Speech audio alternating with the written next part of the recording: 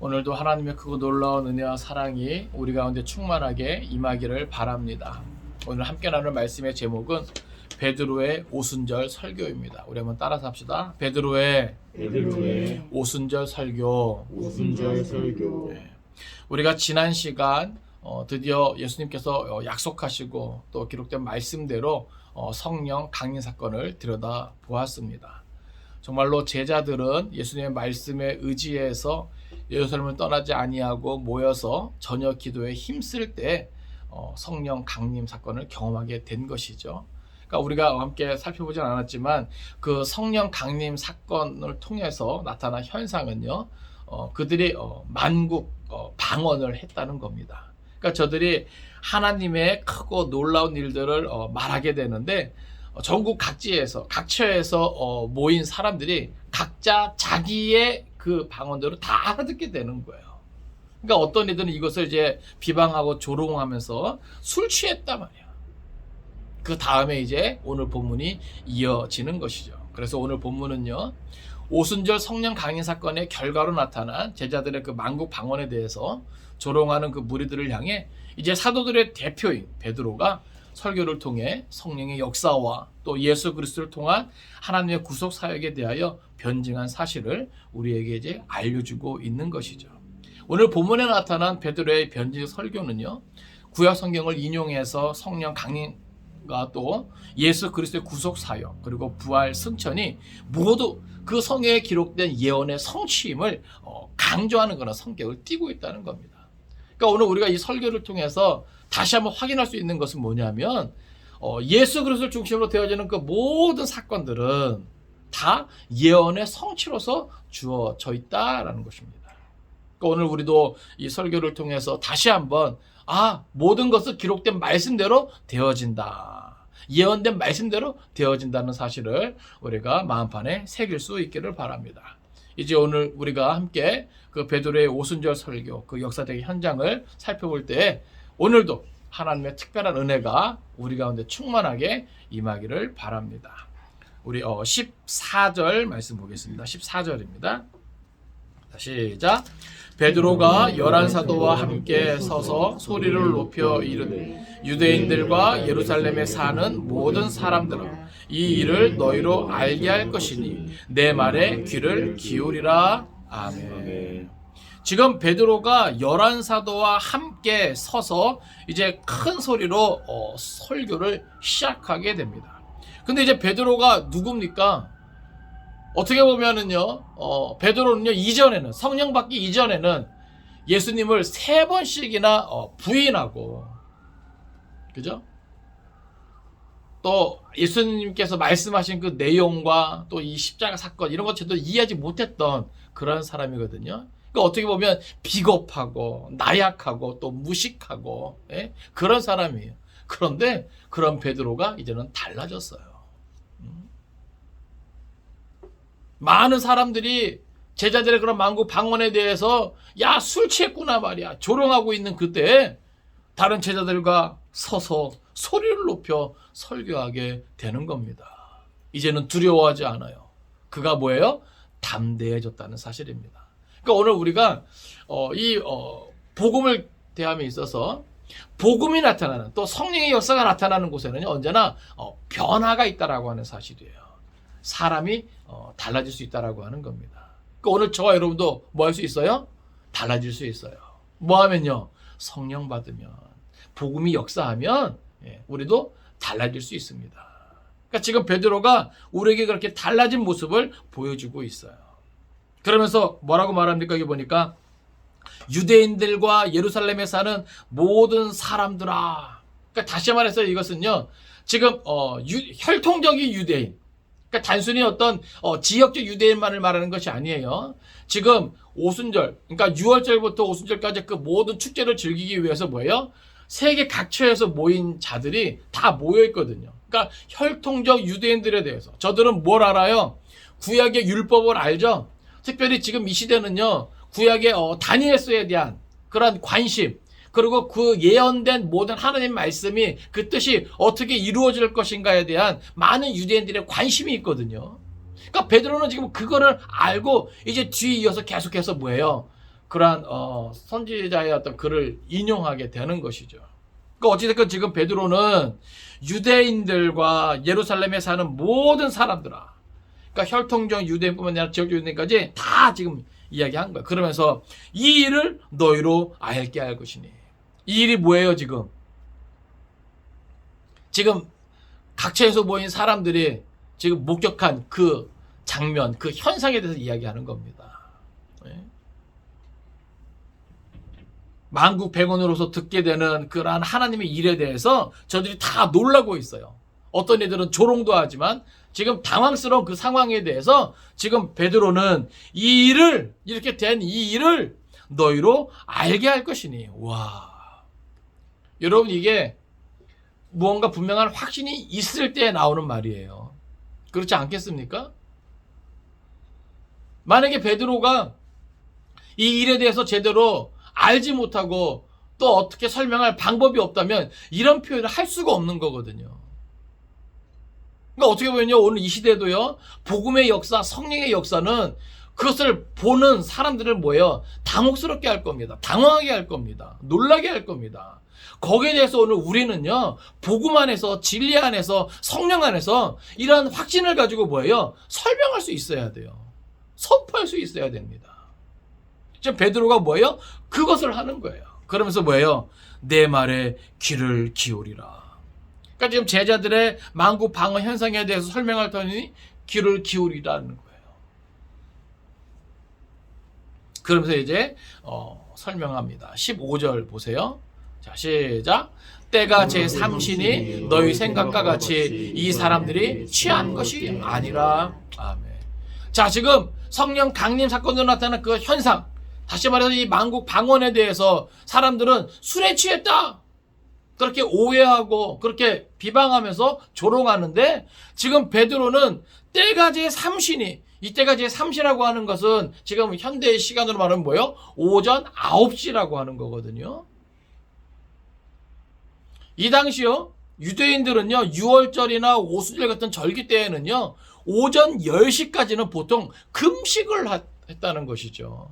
그러니까 지금 때가 제3시라는 것은 아직 뭐예요? 그 절기 가운데 뭐 하고 있는 거예요? 금식하고 있을 시간이라는 것이죠. 그러니까 이것은 모든 유대인이 반드시 뭐예요? 지켜야만 하는 그런 규례 같은 것이죠. 그러니까 이것은 뭐예요? 그 자리에 모인, 또 그들을 비방하는 모든 유대인들은 다 뭐예요? 상식으로 알고 있는 거예요. 그러니까 거기에 대해서 뭐예요? 합리적인 어떤 그런 이유를 들어서 뭐예요? 반박하는 것이죠. 때가 제3신이 너희 생각과 같이 이 사람들이 취한 것이 아니라. 여러분, 유대인들은요, 이런 어떤 규례, 어떤 율법적인 어떤 이런 내용들을요, 아주 철저하게 지킵니다. 그러니까 저들이 단순히 나타난 현상을 가지고, 야, 술에 취했단 말이야. 그런데 뭐예요? 그때가 절기 끝 무렵이잖아요. 그리고 시간은 제3시, 오전 9시이기 때문에 절대로 그 어떤 유대인도 술 취해서는 안 되는 그런 시간이란 말이죠. 이제 계속해서 베드로는 이제 요엘의 이야기를 통해서 반박하게 됩니다. 16절입니다. 시작. 이는 곧 선지자 요엘을 통하여 말씀하신 것이니 일러스되. 그러니까 다시 말해서 이것은 뭐예요? 야, 너희들 생각하는 대로 취한 것이 아니라 뭐야? 이것은 말씀의 성취다. 예? 구약에 예언된, 특별히 요엘의 그 모든 말씀을 통해서 주어진 그 모든 것의 성취다. 17절부터 먼저 18절까지 먼저 보겠습니다. 자, 시작. 하나님이 말씀하시기를 말세에 내가 내 영을 모든 육체에 부어주리니 너희의 자녀들은 예언할 것이요 너희의 젊은이들은 환상을 보고 너희의 늙은이들은 꿈을 꾸리라. 그때에 내가 내 영을 내 남종과 여종들에게 부어주리니 그들이 예언할 것이요. 아멘. 자, 먼저 여기 보면 이제 16절부터 21절까지는 우리가 선지자 요엘의 예언을 인용해서 지금 현재 자신들의 모습은 그 예언의 성취를 따른 그런 현상이라는 것을 베드로가 지금 변증하고 있는 부분이거든요. 왜 그렇습니까? 구약에 익숙한 유대인들이 지금 뭐예요? 요엘의 예언에 대해서 뭐예요? 잘 알고 있을 거란 말이죠.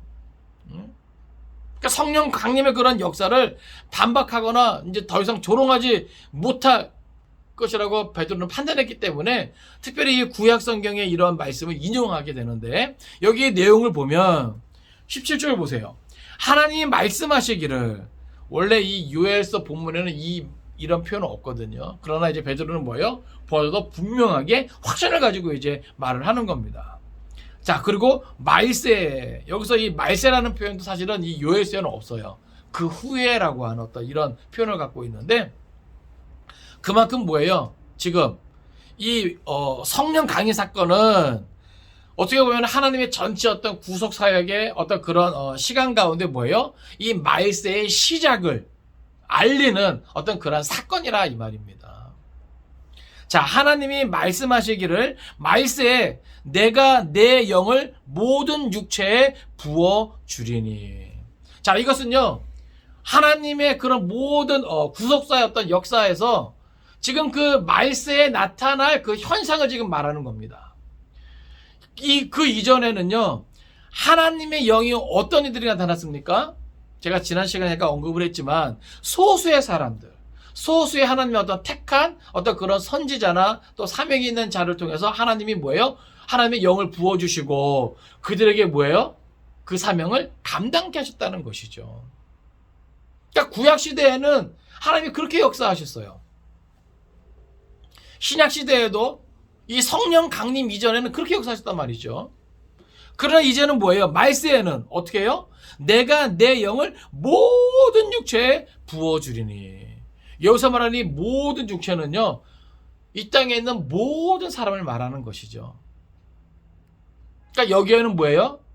차별이 없는 거예요. 그래서 그 뒤에 차별이 없이 하나님의 영을 받게 되는 그런 부분에 대해서 우리에게 이제 보여주고 있는데, 여기 보면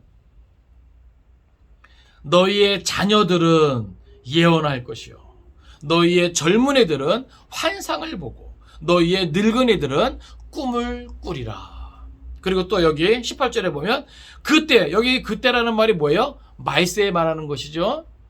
자, 그때 말세에 내가 내 영을 내 남종과 여종들에게 부어주리니 그들이 예언할 것이요.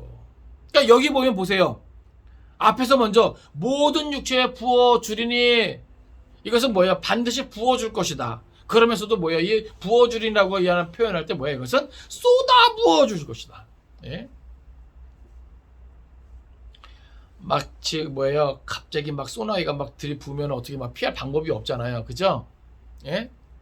그러니까 이것은 뭐예요? 이것이 부어질 때 그 어떤 뭐예요? 어떤 거부할 수 없는, 예? 그러니까 우리가 어찌 할 수 없는 어떤 그런 상태가 되는 것이죠. 근데 여기 보면 자녀, 그 다음에 젊은이, 그 다음에 늙은이, 이건 뭐예요? 연령에 상관없이 부어준다는 거예요.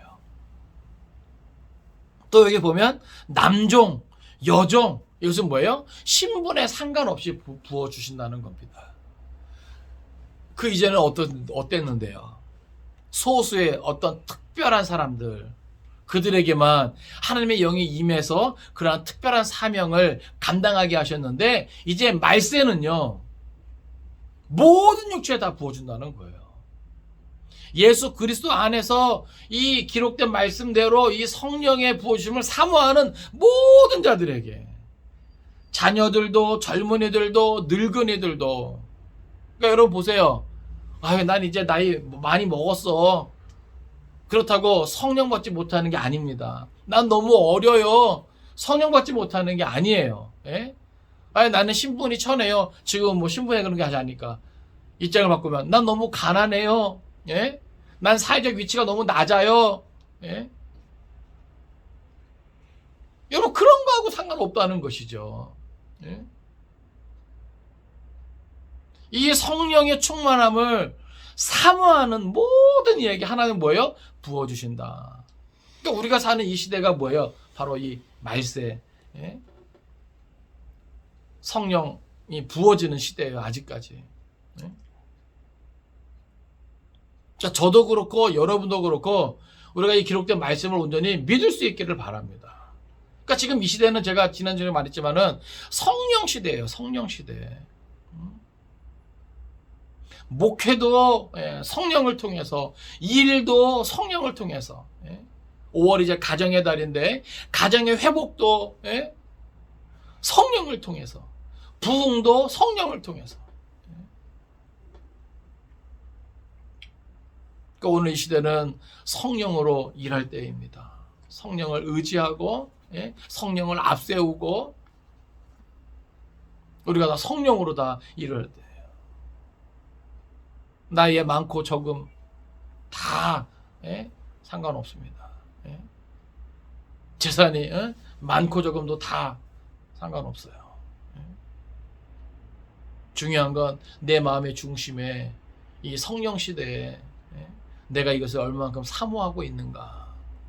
그러니까 우리가 기도해야 하는 많은 것들 가운데서도 어떻게 보면요. 그래서 우리는 가장 많은 시간을 이 성령 받는 것에 우리가 집중해야 됩니다.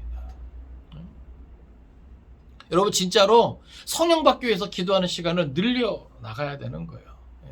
순간순간 일하면서도 성령을 의지하고, 오가면서도 성령을 의지하고, 우리가 입술을 열어서도 기도하지만 순간순간 마음속으로도 그 성령을 의지하고. 그래서 우리의 많은 시간을 우리가 이 성령을 의지하고 구하는 그런 시간에 우리가 할애를 해야 돼요. 왜요? 하나님이 분명히 약속해 주셨거든요. 말세에 내가 내 영을 모든 육체에 부어주리니, 반드시 그렇게 할 것이라고 하는 확실.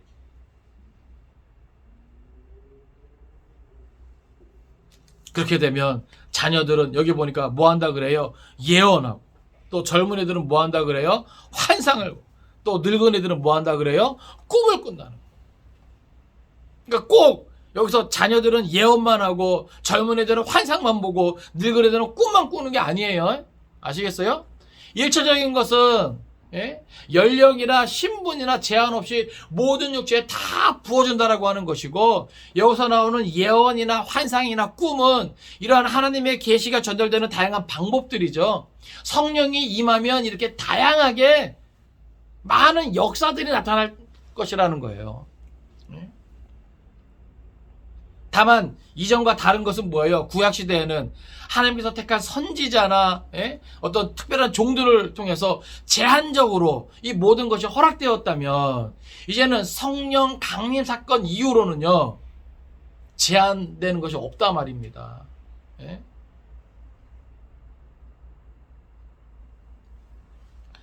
이 모든 것이 우리들에게 허락되어질 수 있다는 사실이에요. 그래서 누구든지 이전에는 하나님의 뜻을 소수의 사람들만, 하나님의 그 영을 통해서만 알 수 있었다면, 이제는 누구든지 성령 받으면 하나님의 뜻을 뭐 할 수 있다는 거예요? 알 수 있다라고 하는 겁니다. 특별히 여기 예언이라고 하는 것은요 미래의 일을 말하는 게 아니라 그랬죠. 제가 여기서 뭐냐면 하나님께서 맡겨주신 그 말씀을 말하는 것을 말해요. 그러니까 다시 말해서 성령 받으면 하나님의 말씀을 바로 이해하고 그 이해한 그 말씀을 뭐 할 수 있다는 거예요? 바로 전할 수 있다라고 하는 겁니다. 그게 예언이에요. 다시 말해서 하나님의 말씀을 바로 선포할 수 있다라고 하는 겁니다. 누구든지. 그러니까 오늘 우리가 성령 받으면 뭘 이해할 수 있어요? 이 기록된 하나님의 말씀을 이해할 수 있는 거예요. 심어진 하나님의 말씀을 이해할 수 있는 거예요. 선포되어지는 하나님의 말씀을 이해할 수 있는 거예요. 그리고 이해할 뿐만 아니라 뭐 할 수 있어요? 그것을 전할 수 있는 거예요. 그러니까 여러분 보세요. 성령 강림의 그 이유와 목적 중에 하나는 뭐예요? 이 말씀을 뭐 하는 거예요? 선포하는 거예요. 증인의 삶을 감당하게 하기 위해서 성령이 우리에게 부어지는 겁니다. 그러니까 그것을 위해서 우리에게 성령이 주어진다는 사실을 우리가 기억할 수 있기를 바랍니다. 그래서 어찌됐건 여기서 나오는 예언이나 환상이나 꿈은 모두가 다 성령 안에서 되어지는 그런 하나의 어떤 방법적인 것이죠. 그리고 우리가 생각해야 될 것은 차별 없이 그리고 제한 없이 모든 육체에게 부어진다라고 하는 사실이에요. 그러니까 저는 그런 욕심이 있는 것이죠. 이 성령 시대에 우리 산들교회가 바로 이 성령으로 충만한 교회 되기 원합니다. 네. 성령의 역사가 나타나는 교회 되기 원합니다. 네. 그러니까 성령의 역사가 우리 안에 일어나는 것이 경험되어질 수 있길 바라요. 네. 하나님은 약속하셨고 또 그것을 믿음으로 받고 순종하는 자에게 그것을 사모하는 자에게 반드시 그런 역사가 나타나게 될 줄로 믿습니다.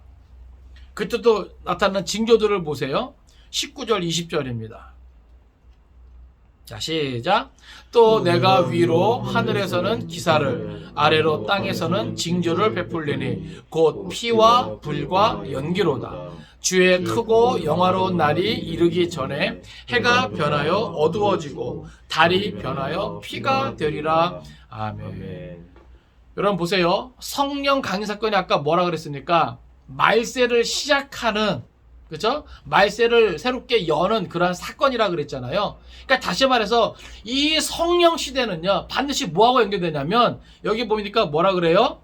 주의 크고 영화로운 날, 곧 심판의 날이죠. 그날과 뭐예요? 이어질 수밖에 없는 거예요. 제가 지난 시간에 성령 강림 사건을 따로 떼어서 이해할 수 있는 게 아니라 그랬죠. 예? 동정녀 탄생, 대속의 죽음, 부활, 승천, 그것과 더불어서 성령 강림 사건, 이것은요 하나의 뭐예요? 연속적인 구속사의 이야기란 말이죠. 그럼 뭐예요? 이 승천과 더불어서 일어난 이 성령 강림 사건 다음에 이제 뭐가 나타나는 거예요? 재림으로 이어지는 거죠. 그러니까 이것은 반드시 뭐와 연결된다? 마지막 때 심판의 날, 예? 재림의 날과 뭐예요? 이어지는 거예요. 그래서 19절 20절은 그때에 나타나게 될 그러한 역사들에 대해서 지금 우리에게 보여주고 있는데, 현상들에 대해서 여기 보니까 하늘에서는 기사를 아래로 땅에서는 징조를 베풀리니 곧 피와 불과 연기로다. 그러니까 다시 말해서 그 마지막 날에는요 정말로 천재지변이 일어난다는 것이죠. 온 우주적인 어떤 이러한 사건 속에서, 예? 모든 것이 뭐예요? 다, 예? 뒤틀리고, 예? 어그러지고, 예? 결국 이 땅에서 경험될 수 있는 것은 뭐예요? 피와 불과 연기로다. 그리고 또 여기 보면 주의 크고 영화로운 날이 이르기 전에 해가 변하여 어두워지고 달이 변하여 피가 되리라. 그러니까 우리가 마태복음 24장 25장 나타나는 그런 말세의 어떤 징조들과 또 지금 여기서 밝히고 있는 것들, 그러니까 마지막 때에 나타나는 모든 징조들이 뭐예요? 다 나타나게 되는 거예요. 그러니까 성경은 우리에게 그것을 밝혀두고 있는 것이죠. 그러니까 보세요. 성령 강림 사건은 마지막 때에 모든 육체에게 다 부어줘요. 왜요? 하나님의 말씀을 제대로 이해하라고, 그리고 그 말씀을 제대로 전하라고, 그리고 그 말씀대로 살라고 모든 육체에게 다 부어줍니다. 그러니까 결국 이 시대는요 성령을 받고 그 성령을 의지해서 성령의 인도하심을 따라 나아가는 자만이 하나님의 뜻대로 살아갈 수 있는 것이고 하나님께서 맡겨주신 그 사명을 감당할 수 있는 거예요. 근데 그런 날들에 이제 앞으로 어떤 일이 일어날 거면 뭐예요? 천지지변이 일어날 거예요. 예? 여기저기서 전쟁의 어떤 이야기들이 있을 거예요. 지금도 이제 이 우크라이나에서 전쟁이 일어나지만 이것이 어떻게 확전될지는 몰라요. 또 다른 곳에서 또 어떻게 또 전쟁이 일어날지 몰라요. 예? 항상 그런 가능성이 있는 것이죠. 우리는 심판의 때가 점점 가까우고 있다는 것을 뭐예요? 느끼고 있잖아요. 예? 그러니까 우리가 이 시간을 통해 다시 한번 기억하자고요. 아, 모든 것은 기록된 말씀대로 되어지는구나. 그렇다고 내가 오늘 해야 할 일을 미뤄서는 안 됩니다. 예? 포기해서는 안 됩니다. 정말 내일 우리 주님 오신다 할지라도 우리는 오늘 해야 할 일을 그냥 하면 되는 거예요. 예? 다만 이렇게 기록된 말씀을 통해서 그날이 분명히 있음을, 또 그날에 되어질 일들이 어떠함을 우리가 그냥 알고 있으면 되는 거예요. 그리고 우리는 하나님께서 허락하시는 그 모든 시간들 속에서, 또 모든 삶의 자리에서 그냥 우리에게 맡겨진 일을 최선을 다해 성실하게 충성되게 감당하면 되는 거예요. 이게 그냥 그리스도인의 삶입니다. 예. 잘못된 종말론자들, 예? 이단 사이비는 아마 이런 여러 가지 어떤 그런 사회 현상들, 예? 그런 난리와 난리 소문들, 예? 전쟁에 대한 소문들, 이런 걸 가지고 뭐예요? 불안 심리를 조장하고, 예? 또 엉뚱한 또 짓거리도 할 거란 말이죠. 그러니까 마지막 때 그런 거 가지고도 미혹되지 말자고요. 예? 여기저기 그냥 아무데나 그냥 머리 뒤밀고, 예? 그러고 뭐 받지도 말고, 그냥 우리는 기록된 말씀대로, 예? 그냥 그것을 믿자고요. 예? 그것을 그냥 믿음으로 바라보고 그것을 지혜롭게 깨어서 준비하자고요. 성경은 분명히 이렇게 다 우리에게 밝혀두고 있어요.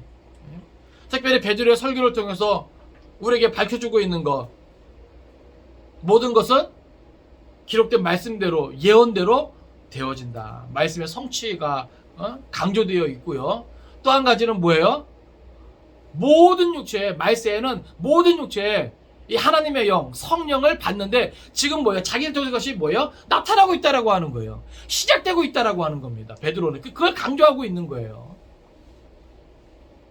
그리고 그날에 뭐예요? 부어지는 이 성령은 연령 제한도 없다, 신분 제한도 없다. 오늘로 말하면 그냥 어른아이 할 것 없이, 예?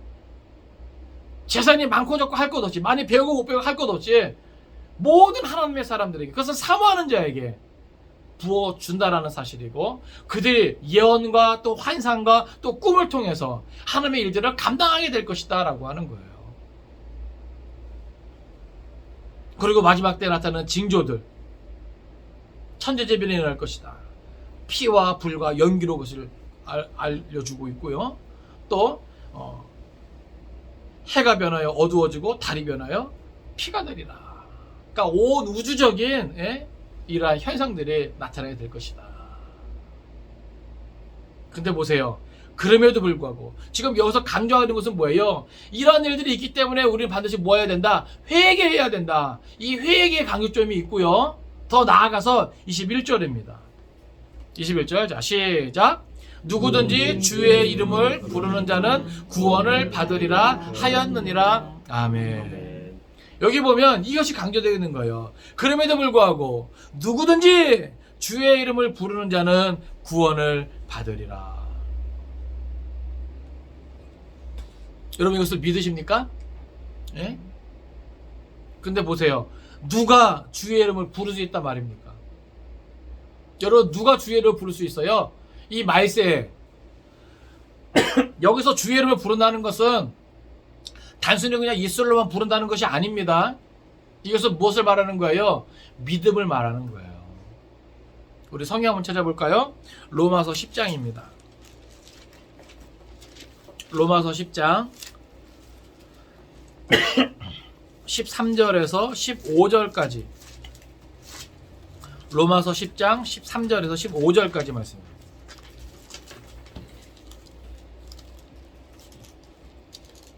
예, 우리 같이 읽겠습니다. 로마서 10장 13절에서 15절까지 같이 읽습니다. 자, 시작. 누구든지 주의 이름을 부르는 자는 구원을 받으리라. 그런즉 그들이 믿지 아니하는 이를 어찌 부르리요? 듣지도 못한 이를 어찌 믿으리요? 전파하는 자가 없이 어찌 들으리요? 보내심을 받지 아니하였으면 어찌 전파하리요? 기록된 바 아름답도다 좋은 소식을 전하는 자들의 발휘함과 같으니라. 아멘.